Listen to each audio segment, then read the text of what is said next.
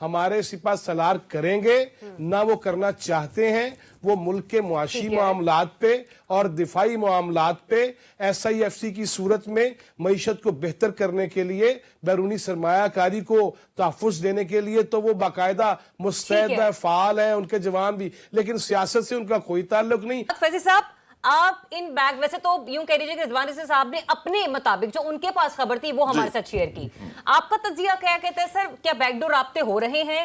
چلیں آج نہیں بھی ہوئی, اس ملاقات سے کوئی لینا دینا نہیں, لیکن اس سے پہلے تو ہوئے ہیں. اور دوسرا یہ بھی کہ ان بیک ڈور رابطوں کے حوالے سے کیا نون لیگ آن بورڈ ہے؟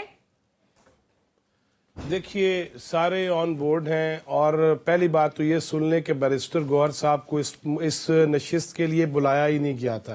یہ گنڈا پور صاحب نے ریکویسٹ کی تھی کہ چونکہ ان کا تعلق کے پی سے ہے اور وہ پی ٹی آئی کے چیئرمین ہیں, ہمارے علاقے کے معاملات ہیں, تو انہیں بلایا جائے.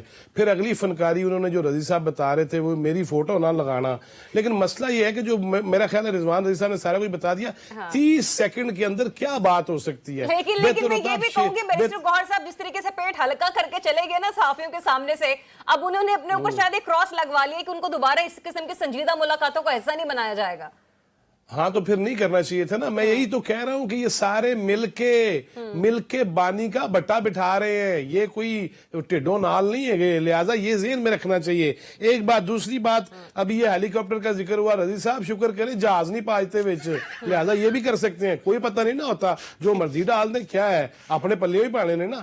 تیسری بات یہ دیکھیے, یہ جو ملاقات تھی اس میں جس طرح بریگیڈیئر صاحب فرما رہے تھے, یہ امن و امان تھا, دہشت گردی تھی, اس میں اسی لیے تمام پولیٹیکل فورسز آئی تھیں کہ یہ امن و امان, اور اس میں یہ گفتگو ہوئی تھی کہ اگر امن و امان نہیں ہوگا تو معیشت کیسے بہتر ہوگی, معاملات کیسے بہتر ہوں گے, تعلیم اور صحت کے معاملات کیسے چلیں گے, اور صوبے کے اندر جو ماحول بنا ہوا ہے اس کو سب مل کے ٹھیک کریں. رہ گئی بات یہ کہ اگر آرمی چیف صاحب نے ہی ملنا ہو نا تو پھر مجھے ڈی جی آئی اور D G I S P R کی اس پریس کانفرنس پہ اور پھر سے غور کرنا پڑے گا, جس میں انہوں نے کہا تھا کہ اب یہ جرم ہم نہیں کریں گے, اب ہم یہ جرم نہیں کریں گے, اور پہلے گناہ ہم دھونے کی کوشش کریں گے. لہٰذا ایسی کوئی چیز نہ تو ہمارے سپاہ سالار کریں گے نہ وہ کرنا چاہتے ہیں.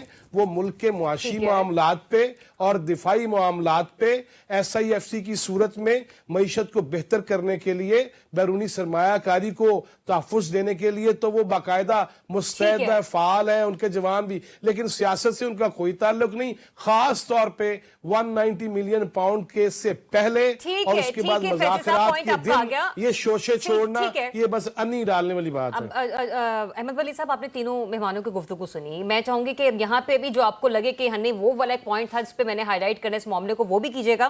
اور دوسرا مجھے یہ بھی بتائیے گا کہ اس تمام صورتحال کے پیش نظر سر, جو پچھلے دنوں یہ باتیں ہوتی رہی ہیں کہ بیک ڈور رابطے چل رہے ہیں, آج نہیں تو کل ملاقات تو ہوتی ہے, اور یہی کہا جاتا ہے کہ جو سامنے مذاکرات ہو رہے ہیں نتیجہ وہاں سے نہیں نکلنا, نتیجہ پیچھے سے نکلنا ہے. اور شاید اس کی ایک صورت ہمیں یہ بھی نظر آ سکتی ہے کہ آج جو پاکستان تحریک انصاف کے مطالبات میں کمی آئی ہے, شاید وہ بیک ڈور رابطوں کا نتیجہ ہی ہے. دیکھیں, ایک تو یہ کہ ان کو چاہیے تھا تحریک انصاف کو کہ ایکسائٹمنٹ میں نہ جاتے, یعنی بانی پی ٹی آئی سے اگر بات ہوئی تو اس میں وہ بھی کہتے جی وہ ذمہ دار کسے ٹھہرائیں گے, علی امین کو یا بیرسٹر گوہر؟ یہ تینوں ہیں, مطلب گوہر جو ہیں وہ تو مین کلپریٹ ہیں, اور بانی پی ٹی آئی جو وہ بھی پیچھے نہیں رہے. ان کو چاہیے تھا کہ وہ کہتے کہ بھئی وہ سیکیورٹی کے اوپر معاملات تھے, اس کے اوپر بات چیت ہوئی ہے, اسی کے اوپر پردہ رکھتے, تو ان کے بینیفٹ میں جانا تھا یہ کہ ضرور کوئی اور بات تو ہوئی ہوگی.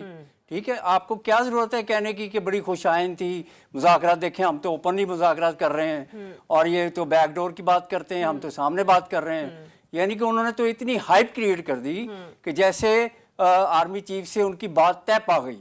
ٹھیک ہے, اس طرح نہیں کرنا چاہیے تھا, جس سے امبیرسمنٹ ہوئی ان کو. اب بھائی آپ کیوں ایکسائٹمنٹ میں جا رہے ہیں, آپ کا کام تھا کہ بھائی ملاقات ہوئی, آپ جتنا مرضی رپورٹر پوچھیں آپ سے, آپ کا کام تھا کہتے ہیں بھائی سیکیورٹی کے معاملات تھے, اور اس کے علاوہ کوئی بات نہیں ہوئی. یہ بالکل ویسے ہی باؤنس بیک ہوا جیسے میں پہلے رانا ثناءاللہ صاحب اور عرفان صدیقی صاحب کے حوالے سے بات کر رہی تھی کہ جب آپ لوگوں نے بعد میں طے کرنا تو ابھی تھوڑا سا تحمل کا مظاہرہ کر لیتے, اور یہاں پر اس والے معاملے میں یہ لوگ غفلت کر گئے. دیکھیں, وہ بھی انہوں نے بھی آ کے ایک دم سے سارا کچھ کھول کے رکھ دیا کہ بھائی ہم آپ کے تو مطالبات ہی صحیح نہیں ہیں, آپ کو مطالبات کا پہلے ہی پتا تھا, फिर आप बातचit कर रहे हैं आपने जो उनसे, टेस्ट लिख के दिए वो ठीक तुम्हारे है? लिए बॉर्डर में और होते ही नहीं। उसी के ऊपर आप कह रहे हैं जी हम तो कुछ भी नहीं बनाएंगे, तो इसका मतलब कि आप क्या किस किस्म के मुज़ाकरात चाहते हैं या उनको क्यों कंटिन्यू करना चाहते हैं? आप उनसे सीधा सीधा कहें कि भाई ये जो मुतालबात हैं हम इनको तस्लीम नहीं करेंगे, आप जाएं कोई और काम लेके आएं, वो हम कर लेते हैं बात उस पर।